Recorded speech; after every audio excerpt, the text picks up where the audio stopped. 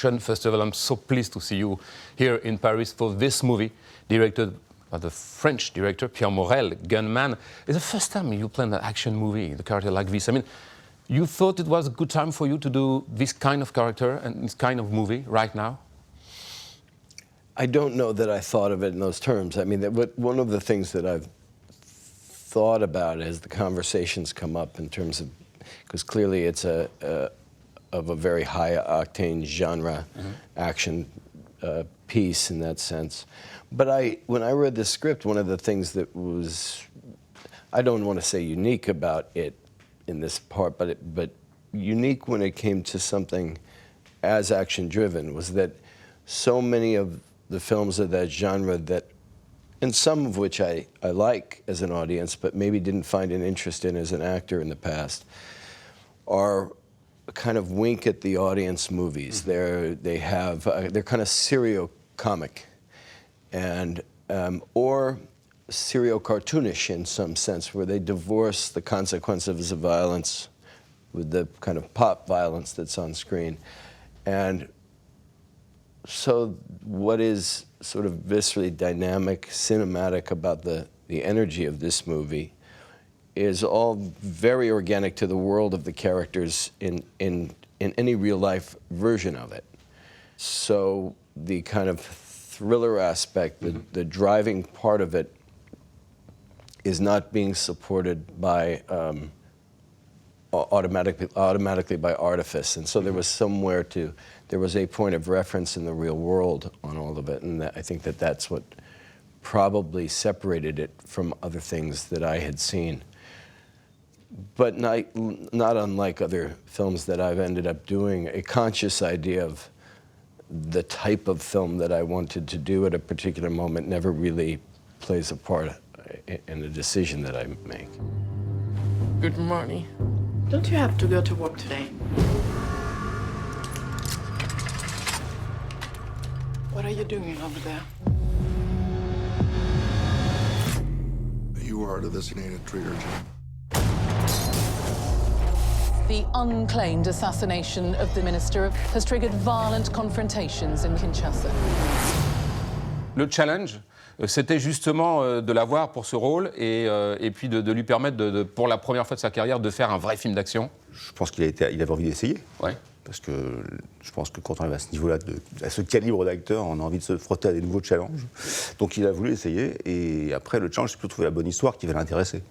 Donc c'est ça qui était, je pense, intéressant dans ce film-là, c'est qu'il y avait à la fois de l'action, c'est pas un film d'action pur et dur. Pur et dur, ouais. Tu vois, il y a un contenu derrière, et donc je pense que c'est la complexité et de l'histoire, et des personnages, et des implications et des interactions entre plein de parties prenantes qui étaient intéressantes pour lui.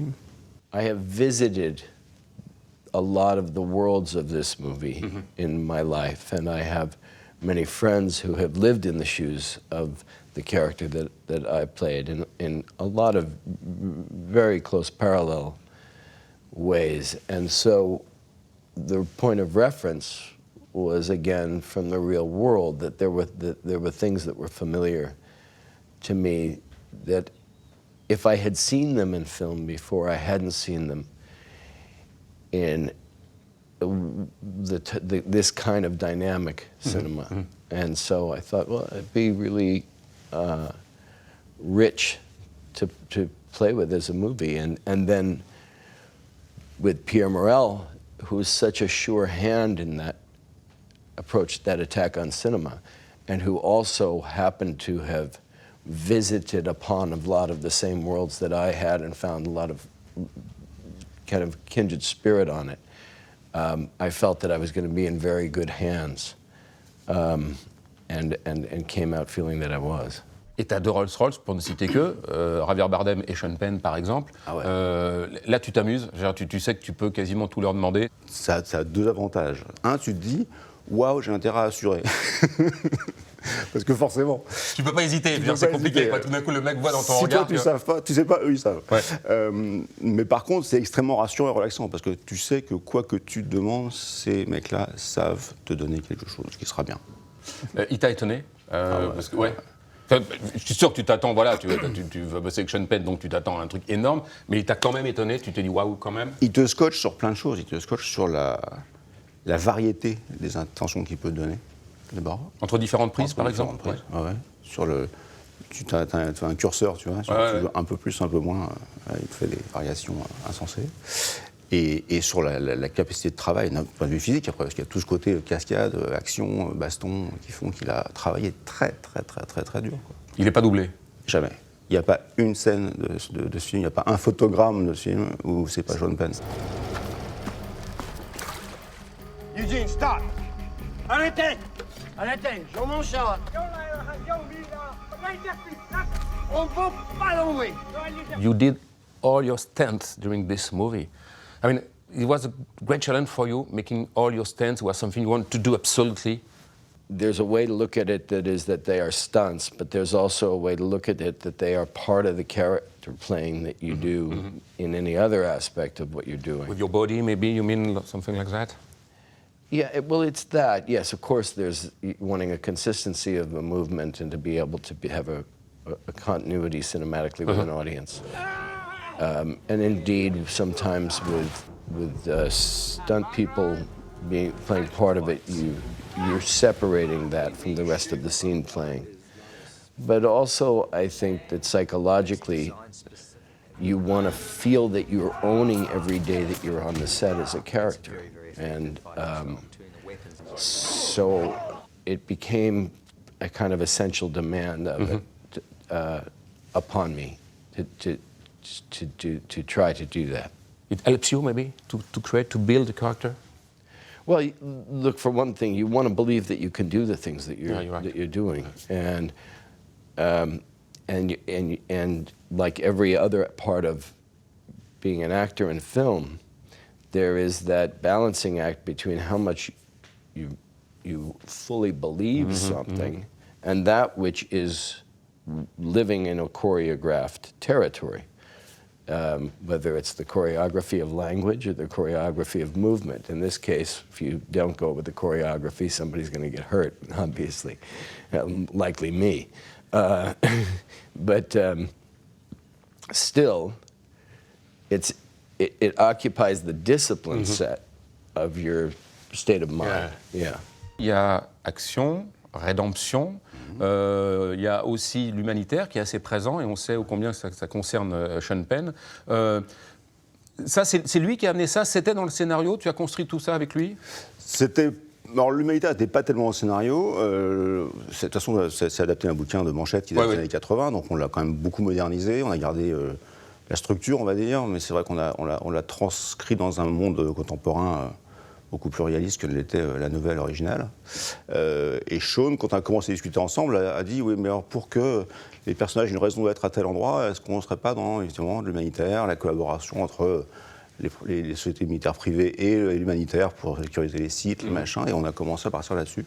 Et je pense que oui, il a forcément mis beaucoup de lui. Genre, il est très impliqué dans les ONG à Haïti, donc il a mis beaucoup de son expérience là-dedans. Ouais. It was important for you, the beginning and the end of the movie, the location with Africa, with NOG. You want to say something about the Africa right now? How is it's difficult. I mean, and the political situation is so difficult. Yeah, I don't know if it's so much to say something about it as that in any effort to portray the world of a story as it is, you're going to observe things like that, and more. You know, I've just made 2 movies in a row that deal with some of the, in Europe you say ONG, in the United States ONG and NOG, yeah. But non-governmental organizations. Absolutely. You know, I wonder myself if my involvement in this film related to that and in the film that I did after it has as much to do with my own personal involvement in that as it does with our increasing involvement in, you know, the all-time highest number of displaced people in world history is now. And so it wouldn't surprise me to find out that it was less my own relationship with that in my life than it is that which many actors and directors are going to be drawn to films and, you know, run into the territory of this new world and where it is and how it is no longer invisible either, that it's so interconnected. So, I still wonder, would I have done these movies, anyway? You are so involved since a few years now, 5 years, with Haiti. In the same time, Haiti is strange because Haiti is part of the French history. A lot of people speak French in Haiti. How you explain that Sean Penn, American actor, we're very involved regarding Haiti and not really the French people. Do you have any explanation? Of course, it's more Caribbean Sea and it's close in Miami. But how do you explain that? Well, in defense of the French people, I said there's an enormous amount of influence of the French people in Haiti, and also has, hundreds of millions of supportive dollars post-earthquake and in education programs, health programs in particular. Not to mention, Médecins Sans Frontières and other organizations that have been essential in Haiti, and both pre and post-earthquake. That said, my own involvement came as a kind of accident of geography.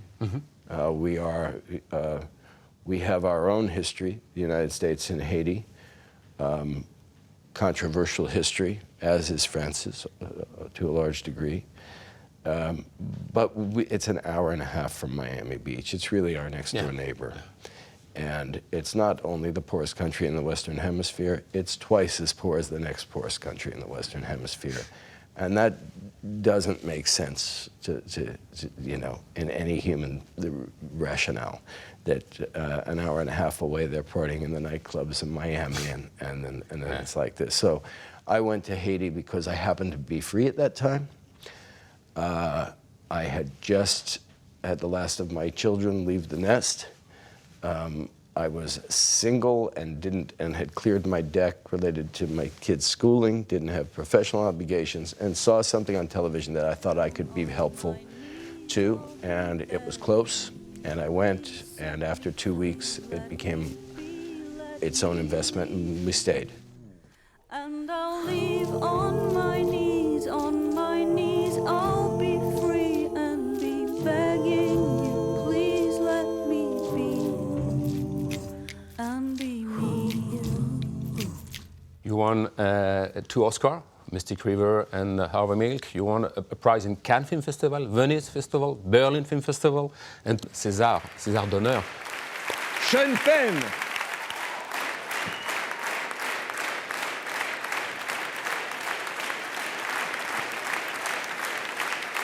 To receive this Academy Award in Paris is something special for you? It is, I think, because the principal influences of, for me in cinema were particularly that period in the 1970s as an adolescent audience of American film, and then and since so much of French film. And the actors, so many of the actors that have inspired myself and my generation of American actor are French actors and actresses and filmmakers. And so it is touching. It's also timing-wise. We saw from afar the horrifying things that happened in January here, and we know that so much of what makes this country so strong is its culture, and its support of its culture, and the solidarity with Charlie, and Je suis Charlie. Yeah, I'm Charlie. Yes, and all that. So the timing of it, makes it even more relevant to me. So yeah, it's very, very nice. Merci beaucoup.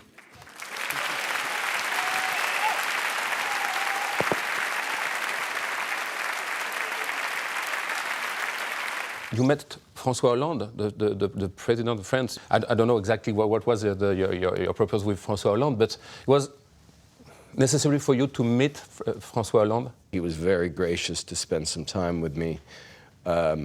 There were things that we were able to share with each other about that. We spoke about a variety of things. Clearly, France and President Hollande are taking some leadership position on the environmental agenda. And so we spoke about that, something that has to concern all of us. And so I was very grateful to hear him talk on that. And yeah. So you're still very optimistic. I mean, you and I, we thought the end of the apartheid of South Africa. We thought the wall of Berlin fell down. I mean, between East and West. So maybe we can still optimistic regarding the political system, or not really. Well, I don't even question it whether it's optimism or not. We've only got two choices, right? Yeah. And you know, you're right. a friend of mine said, you know, though we all know deep down in our heart that one day this will all fall apart, for right now, let's just be heroes. So you know, it's not an optimist-only club.